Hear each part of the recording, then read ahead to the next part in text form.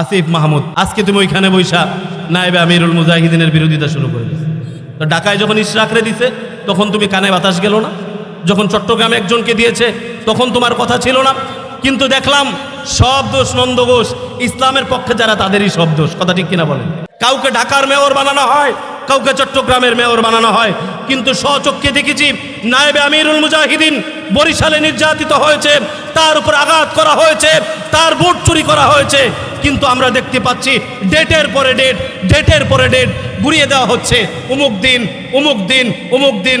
ও মুমিন মুসলমান, আজকে এই মজলিস থেকে ওয়াদা নিতে চাই, ইসলামের পক্ষে, ইসলামের পক্ষে যদি ডাক দেওয়া হয় আবার যেতে রাজি আছি না নাই? যারা ইসলামের পক্ষে কেমন জানি সমন্বয়কারী যাদেরকে নাম দিয়েছি, তাদের ভিতর থেকে ইসলামের প্রতি একটু অ্যালার্জি শুরু হয়ে গেছে। কথা ঠিক না বেঠিক? আমরা দেখতে পেয়েছি ইসলামের পক্ষে একজন থাকার কারণে তার মেয়র নির্বাচিত, মেয়র ঘোষণা দেওয়া যায় না। কথা ঠিক? কিন্তু যারা ইসলামের পক্ষে নয়, নন ইসলাম অন্য কোনো দলের, তাদের নামের শেষে মেয়র ঘোষণা দিয়ে দেওয়া যায়।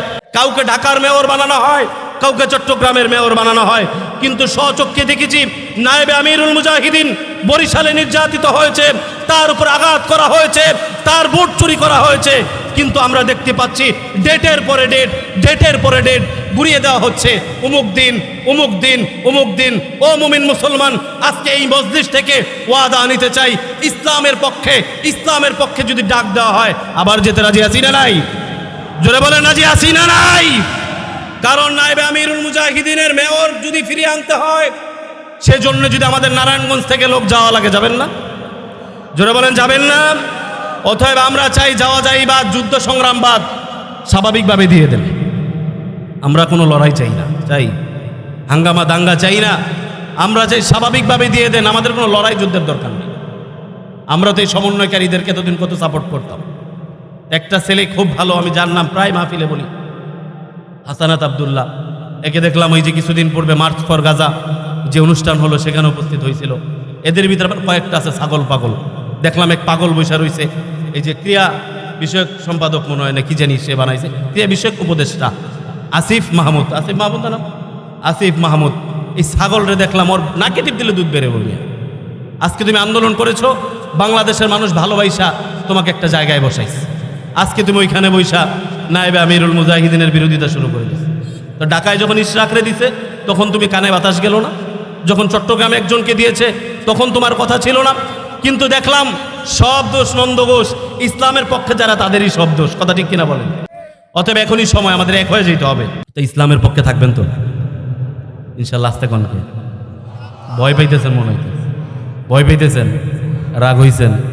আমি না ভাই প্রায় মাহফিলে গিয়ে বলি যে আসলে আমরা যে মাইর খাই এটার জন্য দায়ী আমরা। কারা কারা? দেখবেন কিছু কিছু বাড়িতে বাড়িওয়ালা খুঁজে পাওয়া যায় না, বারাটিয়া করে বাড়িওয়ালা মনে হয়। এটার মূল কারণ কি জানেন? এটার কারণ হলো বাড়িওয়ালা কথা কইতে পারে না। বাড়িওয়ালা খুব ভদ্র মানুষ, চুপচাপ থাকে, কথা বলে না। বারাটিয়া বাড়িওয়ালার খুব দোষ। আমি এই জন্য বলি যে পৃথিবীটা সৃষ্টি করেছেন কে? জোরে বলেন, আরো জোরে, আরো জোরে। মালিকানা দিয়েছেন কাদেরকে? আল্লাহ তো কাউকে দিয়েছে, কারা দিচ্ছে? কাদেরকে? কাদের? তাহলে এই জমিনে যদি উচ্চস্বরে কথা বলে বাড়িওয়ালার মতো বলবে কারা? আমরা, আমরা না তারা? আমরাই তো বলবো। কারা বলবে?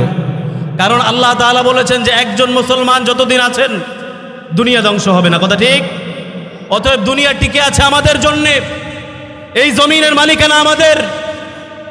অতএব যদি এই জমিনে কেউ আওয়াজ ছেড়ে, হুঙ্কার ছেড়ে কথা বলে, সেটা মুসলমানরাই বলবে। কথা ঠিক কিনা বলেন? অতএব আমরা জায়গায় জায়গায় জায়গায় জায়গায় মার খাচ্ছি, তার একমাত্র কারণ হলো আমরা আমাদের আওয়াজ দেওয়া ভুলে গিয়েছি। কথা ঠিক কিনা বলেন মুসলমান?